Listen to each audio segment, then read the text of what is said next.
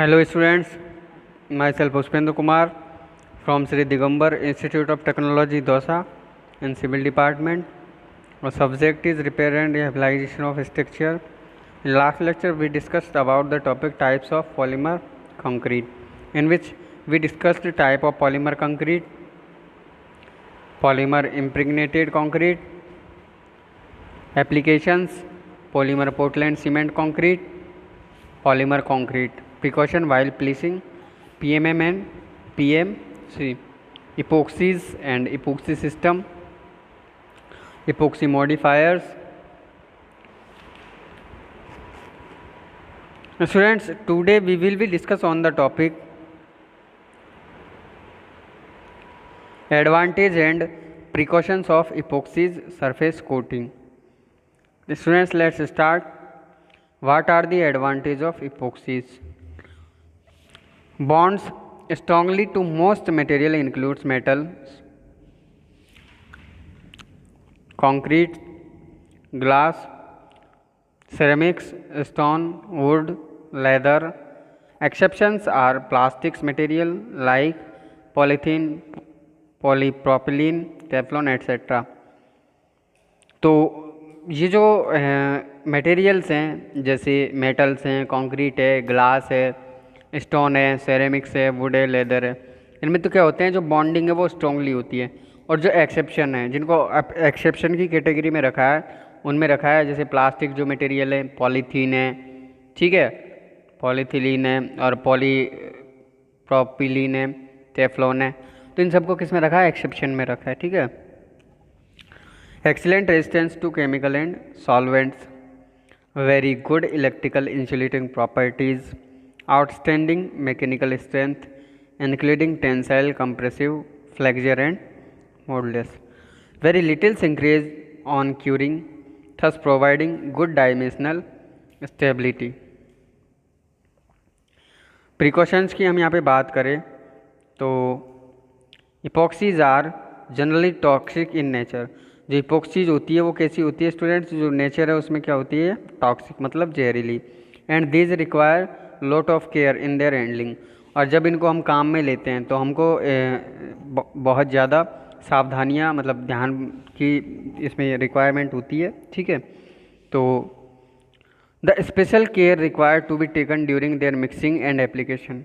तो जैसा भी हमने देखा कि इनके हैंडलिंग में जैसे लॉट ऑफ केयर की रिक्वायरमेंट होती है, और जब इसको मिक्स करते हैं और इसको अप्लाई करते हैं उस स्थिति में भी स्पेशल केयर क्या होती है? रिक्वायर्ड होती है। They should not come in contact with the skin, ठीक है, तो स्किन के कॉन्टैक्ट में नहीं आनी चाहिए। Workers should be provided with rubber gloves, और जब वर्कर जो भी होते हैं इनको काम में लेते हैं तो उस पीरियड में, उस टाइम पीरियड में वो रबर के जो ग्लव्स हैं उनको क्या करते हैं? यूज करते हैं। The utensils equipments use for the mixing resins and hardener should be cleaned immediately after their use. तो जो भी इक्विपमेंट यूज करते हैं मिक्सिंग के लिए या हैंडलिंग के लिए उनको क्या करते हैं? ठीक है, जैसे इमीडिएटली यूज के बाद तुरंत क्या करते हैं? उनको क्लीन करना ज़रूरी होता है। The epoxies are generally used as an adhesive to act as bond coat between the old concrete and repaired concrete. तो देखो इसका जो यूज है वो क्या होता है? एडेसिव यहाँ पे वर्ड है, देखो ये दो शब्द हैं, इनके बारे में मैं आपको फिर बता देता हूँ, एडेसिव एंड कोएसिव, ठीक है। तो देखो यहाँ पे हम बात कर लेते हैं, जैसे हमारे पास सेम मटेरियल है, जैसे सीमेंट है, ठीक है, इसको यहाँ पे देख लेते हैं। एक तो हमारे पास सीमेंट है, ठीक है, दूसरा हमारे पास एग्रीगेट है, दोनों के बारे में ही हम देख लेते हैं, ठीक है ना।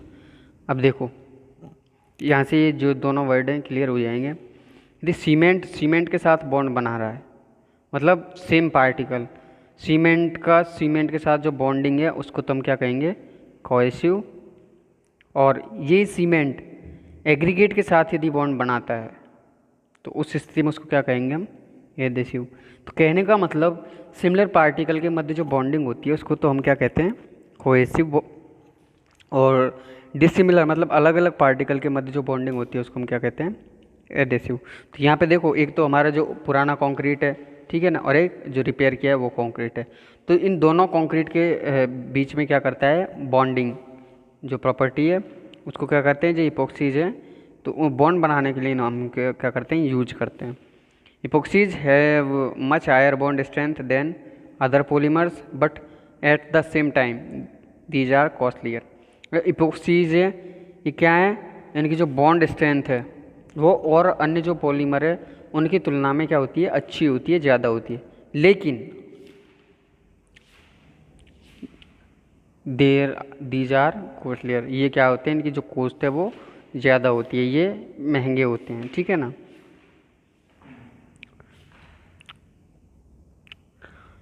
अब हम बात करते हैं फील्ड ऑफ एप्लीकेशन। तो anti corrosive and waterproofing protective coating, bond coats, structural adhesive and grouts, structural repairs to concrete, इनको कहाँ कहाँ पे हम अप्लाई करते हैं, ठीक है। तो anti corrosive and waterproofing protective coatings में हम इसका यूज करते हैं, बॉन्ड कोट्स के लिए, स्ट्रक्चरल एडेसिव, ग्राउटिंग के लिए भी हम यूज करते हैं, स्ट्रक्चरल रिपेयर टू कंक्रीट में भी हम इपोक्सीज का यूज करते हैं, ठीक है। यहाँ पे डायग्राम में देख सकते हैं, ठीक है, कहाँ कहाँ पे किस किस तरीके से इनका यूज करते हैं। आप देख रहे हैं कि जो इपोक्सीज है उसको किसके कांटेक्ट में नहीं लाते, बिल्कुल भी स्किन के कांटेक्ट में नहीं लाते, ठीक है। अब हम सरफेस कोटिंग की यहाँ पे बात करें तो surface coating are also referred as resurfacing material and toppings. Protective coatings can greatly reduce the effect of deteriorate conditions and significantly improve the durability characteristics of the concrete. A variety of coatings are available and some are tailored for greater chemical resistance while others are to resist wear and erosion.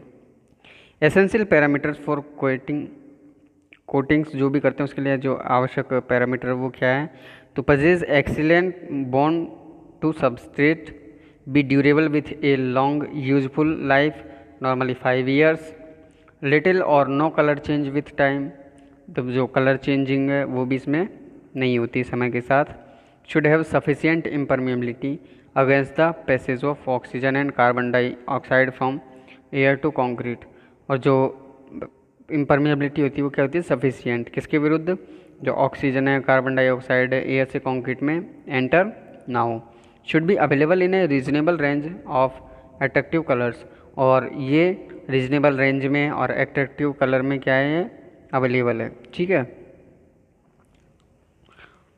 इसके साथ factor considered on application of coating, कि जो coating करते हैं इसमें कौन कौन से जो फैक्टर है वो क्या होते हैं, कंसिडर किए जाते हैं एप्लीकेशन में। तो यहाँ पे हम देखते हैं कि के बारे में, जैसे क्लाइमेट कंडीशन है, ठीक है, टेम्परेचर ऑफ कंक्रीट है, मॉइस्चर कंटेंट ऑफ सरफेस है, thickness and number of quotes, तो ये सबको क्या करते हैं हम स्टूडेंट्स उसमें कंसिडर करते हैं। कोटिंग जब अप्लाई करते हैं उस स्थिति में इनको क्या करते हैं हम कंसिडर करते हैं। क्लाइमेट कंडीशन है हमारा, टेम्परेचर है कंक्रीट का, मॉइस्चर कंटेंट है सरफेस का, thickness and number of coats. Students आगे हम यहाँ पे बात करें टाइप ऑफ कोटिंग, तो epoxy coatings, excellent chemical resistance to most chemicals, excellent addition to concrete, good abrasion and impact resistance, excellent resistance to corrosion of steel reinforcement.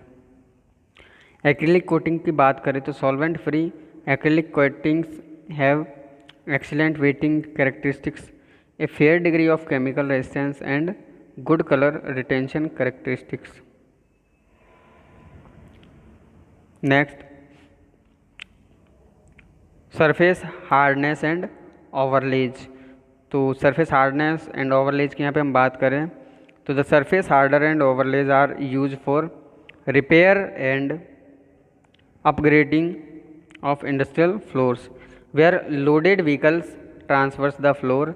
This improve the wear resistance, chemical resistance, reduce dusting and improve appearance of concrete floors.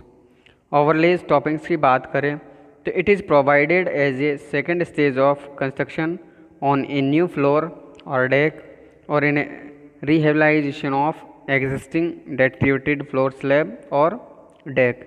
General requirement of overlays: it gives adequate skid resistance, low permeability to water, higher abrasive resistance, sufficient flexibility to avoid cracking. Material used for overlays and thin polymer overlays and thin epoxy overlays.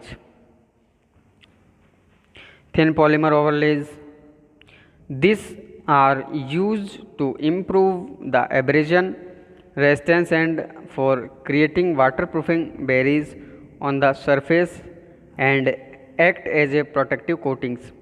These are applied in less than 10 mm thickness and it is applied for 2 to 3 coats. Thin epoxy overlays, these are also used to improve the abrasion resistance for creating waterproofing barriers on the surface and act as a protective coatings. These are applied in 2 to 3 mm thickness. It is generally comprised of resin and hardener. The strength gain is much faster than polymer overlays. Ceiling material की यहाँ पे बात करें तो पहले तो देख लेते हैं सीलिंग होता क्या है. तो definition of sealant is any material placed in a joint opening generally for the purpose of weather proofing a building, so design to prevent the passage of moisture, air, dust and heat through all joints and seams in the structure. Definition of sealant is in building construction a material that has necessary adhesive and cohesive properties to form a seal. तो उनको क्या कहते हैं हम? Sealant. ठीक है. Function: sealant despite not having great strength convey a number of properties. They seal top structures to the substrate and are particularly effective in waterproofing processes by keeping moisture out or in the component in which they are used. They can provide thermal insulation and may serve as fire barriers. They may have electrical properties as well. Sealants can also be used for simple smoothing or filling to prevent ingress of water into the structure to accommodate joint movement. यहाँ पे ये diagram में हम देख सकते हैं जो difference है. ठीक है ना. पहले जो हमारा स्ट्रक्चर है, ये जो बिल्डिंग है, ठीक है ना, यहाँ पे हमको क्या करना है, यहाँ पे इनको सील करना है. ये जो स्पेस है इसको भरना है. तो ये तो इसके पहले की जो पिक्चर है, ठीक है ना, और ये बाद में मतलब हमने इसको फिल कर दिया, सीलेंट से फिल कर दिया. उसके बाद ये हमको कुछ ऐसा दिखाई दे रहा है. ठीक है ना. तो हम यहाँ पे देख सकते हैं, यहाँ पे जो दिख रहा है हमको स्ट्रक्चर में, ठीक है ना. तो आज हमने इस पे डिस्कस किया कि जो हमारा सीलिंग मटेरियल है वो क्या है. ठीक है. Surface hardness and overlays, surface coatings कैसे करते हैं, कौन कौन से मटेरियल यूज करते हैं. ठीक है. और जो हमारा यहाँ पे है इपोक्सीज को यूज करते हैं तो प्रिकॉशन क्या क्या हमको रखनी चाहिए, और जो इपोक्सीज यूज करते हैं इनके एडवांटेज क्या है. ठीक है. तो ये हमारा आज का ये जो टॉपिक है ये यहाँ पे कवर हो गया है. नेक्स्ट वीडियो में हम बात करेंगे आगे जो भी हमारा नेक्स्ट टॉपिक होगा. Thanks students for watching.